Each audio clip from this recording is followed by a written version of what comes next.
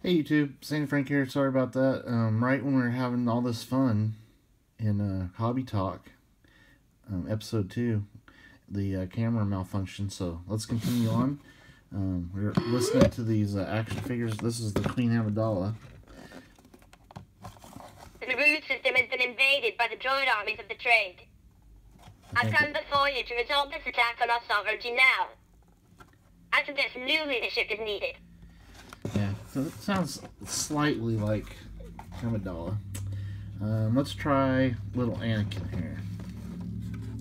See what he sounds like.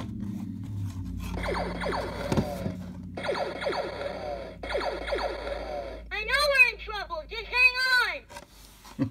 Wizards! I'm a person and my name is Anakin.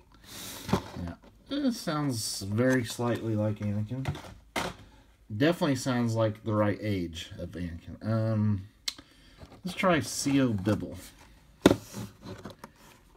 How will you explain this invasion to the Senate?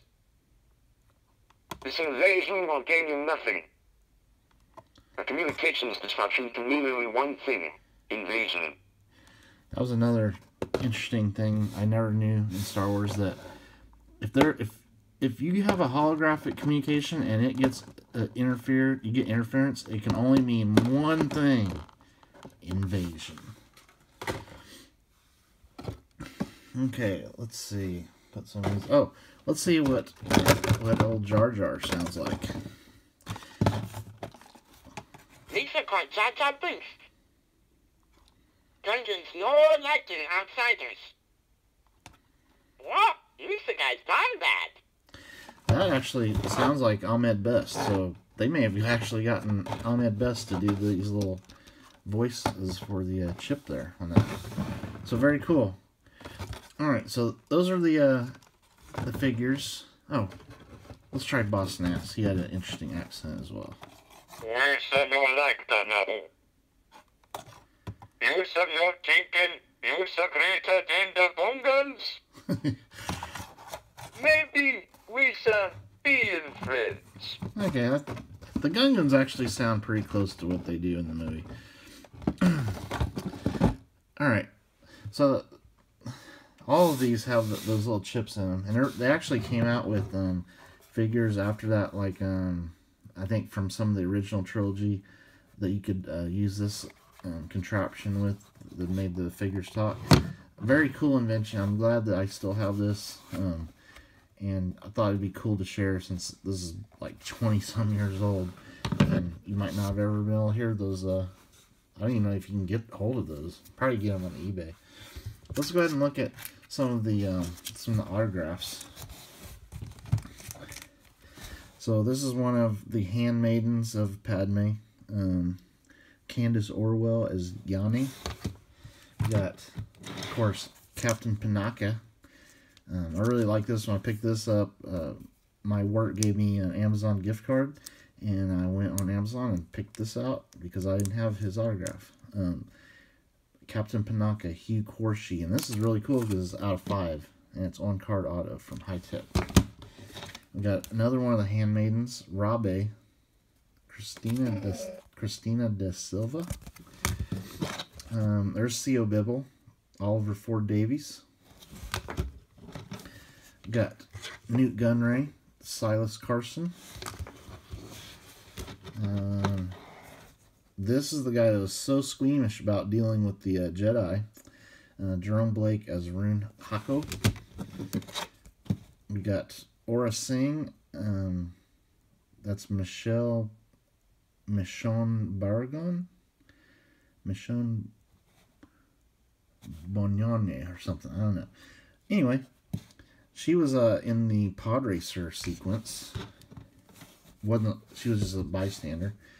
Here is this creature that was in the watching the pod races. Graxel Kelvin John Coppinger.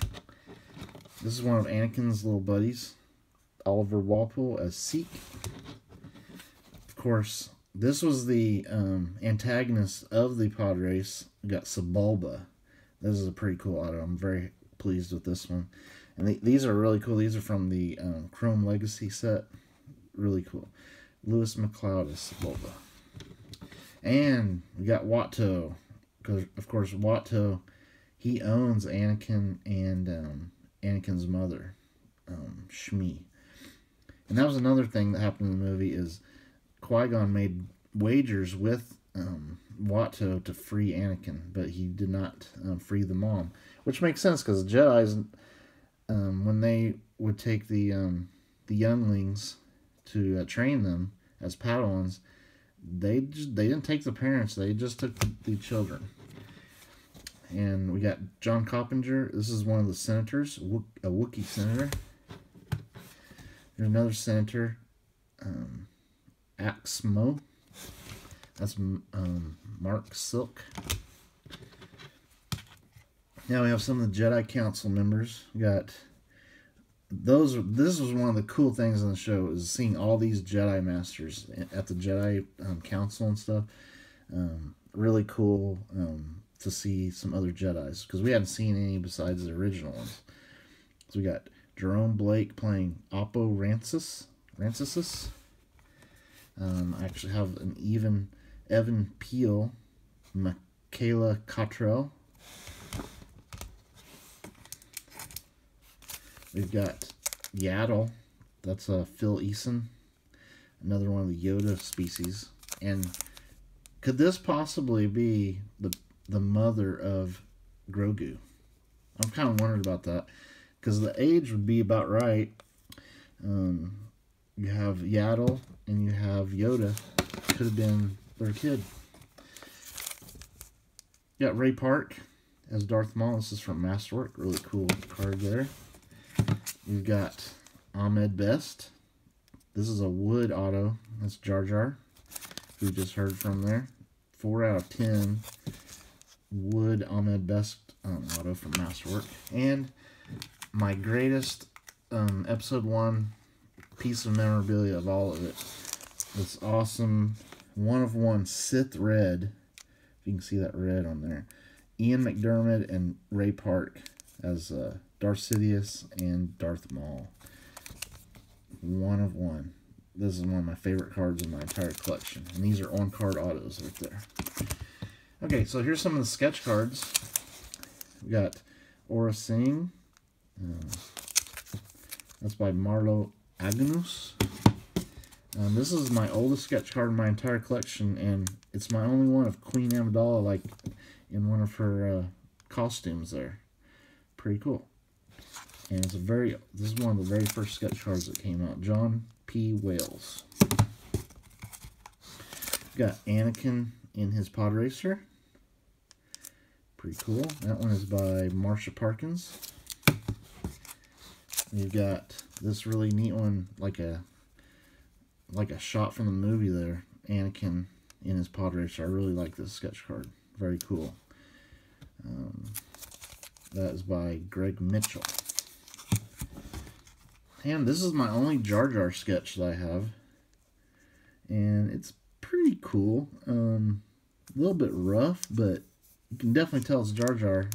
And definitely captures the essence of Jar Jar. That is by Ryan Olson. And this one, I'm pretty sure this is a part of a puzzle sketch.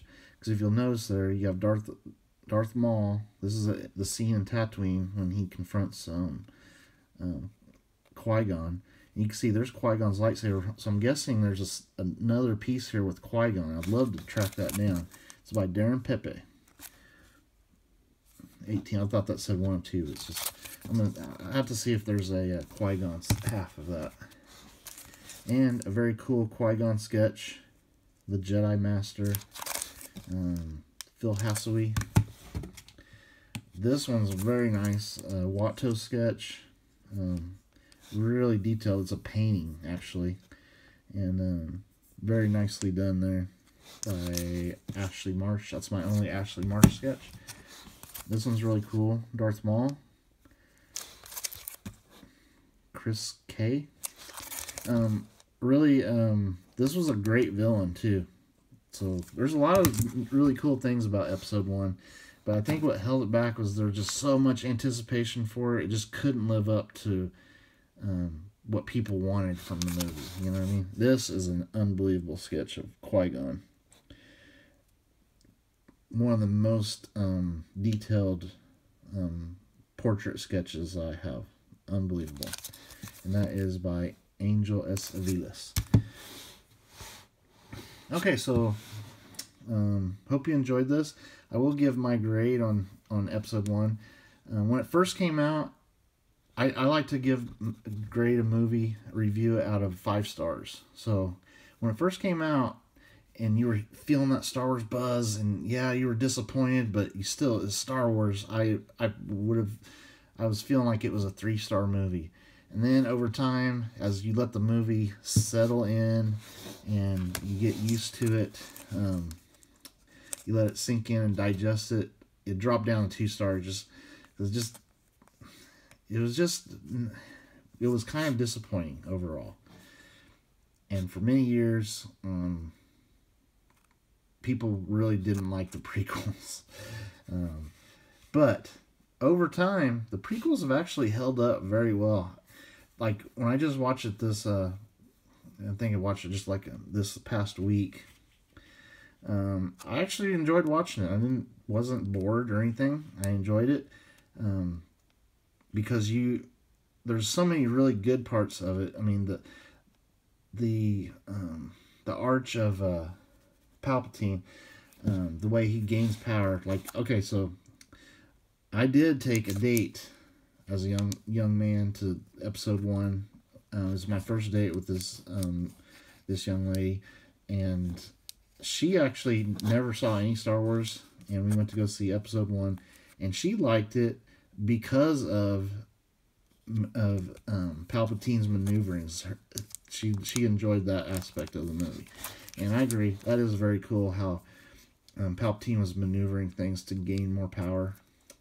Another cool thing, the pod race is pretty cool even today. I think they've actually, in this newer edition of episode 1, they've kind of edited that a little bit better together, make it a little bit more exciting. Obviously, the score is fantastic. John Williams, one of his best Star Wars scores was episode 1. Ewan McGregor playing Obi-Wan is a huge bright spot. He does so good at playing Obi-Wan. I cannot wait for the Obi-Wan series to come out on Disney Plus. Liam Neeson was great as Qui-Gon. Also, the lightsaber battles, we had never seen anything as awesome as those lightsaber battles when that movie came out. And those lightsaber battles hold up. They seem a little choreographed nowadays, but they're phenomenal. I mean, they're such epic battles. And we got to see the lightsaber in all the up-to-date special effects. It was great. The movie looks great. It has a lot of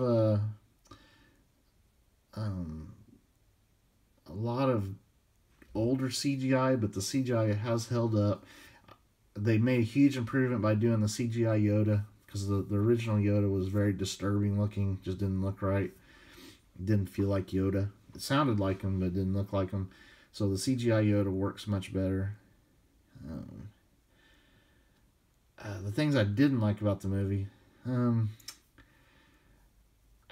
didn't like I think they went with the wrong acting choice with Anakin. I think he's too young for this movie. It would have been better if he was like a teenager, I think, instead of just a little kid. So I think they battled that even in movies going forward, because Hayden Christensen had to play a much whinier, immature Anakin in Attack of the Clones. We'll get to that movie next. That's our next review, is going to be Attack of the Clones. So they went too young with young Jake Lloyd as Anakin. Jake Lloyd did a good job. I mean, not bashing him. He did what he had to do with the material he was given, and he did his job. He played Anakin. What else did I not like about it? There's a lot of goofy Jar Jar humor in there that just never, even when I first saw it, I didn't like it. I still don't like it. Just a little too goofy. It seems out of place in Star Wars. Just the poo-poo jokes and stuff like that. Oh, here's one thing I always, from the second I saw it till today, I hate. It was the introduction of the midichlorians. And I know there's a lot of people that hate the midichlorians, and it is really dumb that they did that. And that led to them having to come up with this story of Anakin not having a father. He was conceived of the Force. All that stuff is weird. They didn't have to go that way, I don't think. They could have had Anakin have an actual father. You know, no one before then knew what the actual the Jedi prophecy was. You know, they made this story of a Jedi prophecy, and that's how Qui-Gon thought he's the chosen one. They didn't need to do all that to make the movie cool. And actually, I think it hurt Star Wars overall to have the midichlorians. Like, oh, your blood has 20,000 midichlorian count. That's just like, it's even more midichlorian count than Yoda. So it just made it seem like if you have more midichlorians, you're stronger in the Force. And that just, it hurt Star Wars that way, I think. It was better left more mysterious. Like, this guy can use the Force, this other person can't. And they've been very careful not to go that way and not talk about midichlorians. I think they've been trying to steer away from that because they know a lot of Star Wars fans didn't like that. So, overall, I will give the movie today, I will give it 2.5 stars out of 5. It's good, not great, but if I'm judging, honestly, I can't give it that 3rd star. It's a 2.5 star movie. The movie made a ton of money. It was $1 billion movie back in the 90s, for crying out loud. That's so crazy to think of in inflation, how much that equates to today. Probably close to 2 billion. At 2 billion today. Did I say 1 million? I meant 1 billion. But yeah, it made tons of money. There was tons of cool stuff like these action figures. I really love that they put these little Comtech chips in there. That was a nice little touch. I just picked out some just to show today. I have the whole set of episode 1 still, and I've kept them nice in their packages ever since then. Anyway, I hope you enjoyed this hobby talk, talking about episode 1 of Star Wars. Sorry I had to break it into 2 parts, but definitely stay tuned. I'm really enjoying doing these hobby talk episodes, and leave in the comments, do you like this new style video? Do you want to see more of it? Is it stupid? Should I just not do this sort of thing? Let me know, and also let me know some other topics. I'm going to try to get through all the Star Wars movies eventually, I'm going to take my time doing them and preparing them, and let me know what other kind of topics you might be interested in watching. Alright, stay tuned for more videos. Later.